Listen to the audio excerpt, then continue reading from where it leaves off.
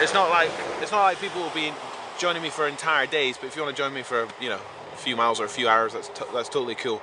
Great to see so many people on the roadside supporting me already. Thank you. I pushed the last session very late, watching the digital miles tick over on my cycle computer. I normally didn't leave it on that screen. It wasn't psychologically helpful, for example, to be looking at 200 kilometres when you needed to reach nearly 400 kilometres each day. But now I had a specific number before we could all stop. Once I'd reached it, we pulled into a wide lay-by and I called everyone out of the RB for a team celebration.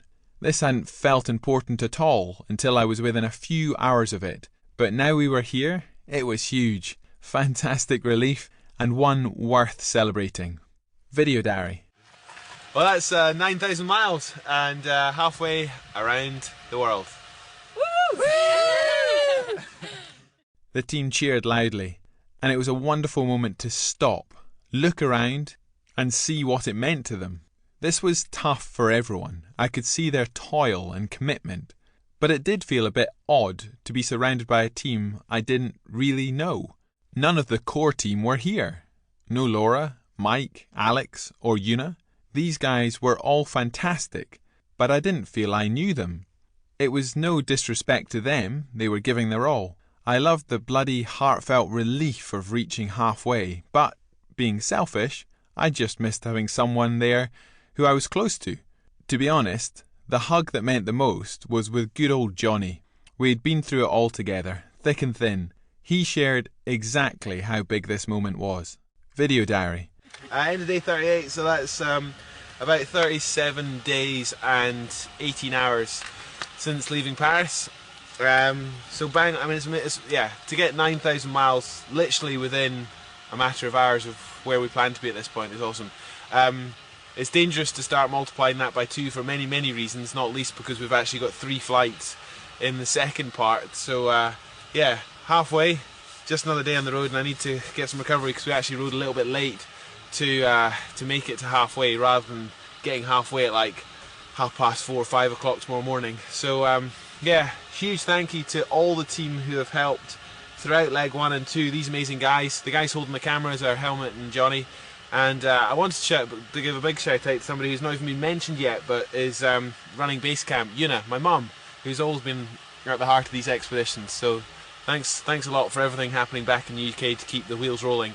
And whilst I can't see it all because I'm busy pedalling, I'm certainly aware of all the incredible support online. Massive amount of people following the journey, which is just brilliant. And actually today, this evening in particular, coming through some of these towns in Victoria, in the south of Australia, loads and loads of people coming out, loads of well-wishers, and I don't know how the word's getting out, but it's just incredible.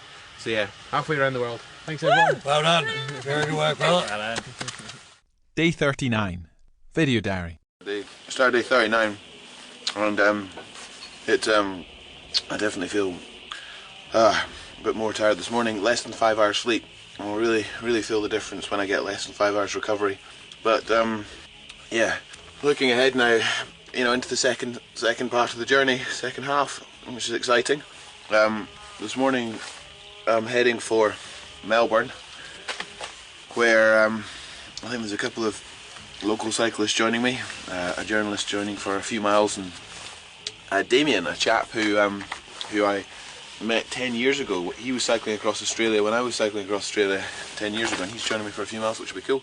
It was a beautiful start to the day, a cracking dawn, and I counted down the signs to Melbourne. The body took a bit longer to wake up, and I pedalled along in the dark, shaking and bobbing my head, going la la la la la la out loud, and all sorts of other nonsense to kick-start my hard drive. But it was pleasant to be less cold, far from warm, but certainly a good few degrees better than in the west. It was reassuring to know that Damien would be helping with getting through Melbourne, which I remembered as a tricky city to navigate. Una had been trying to track him down for ages using old phone numbers and emails, even asking a local cycle club, who said they couldn't help because of confidentiality. Mum was getting nowhere, but then Damien, obviously following me online, sent an email to Muckle Media, my PR team, when I was already in Australia, offering his help. It was amazing how many people from a decade before were still watching from afar and getting back in touch.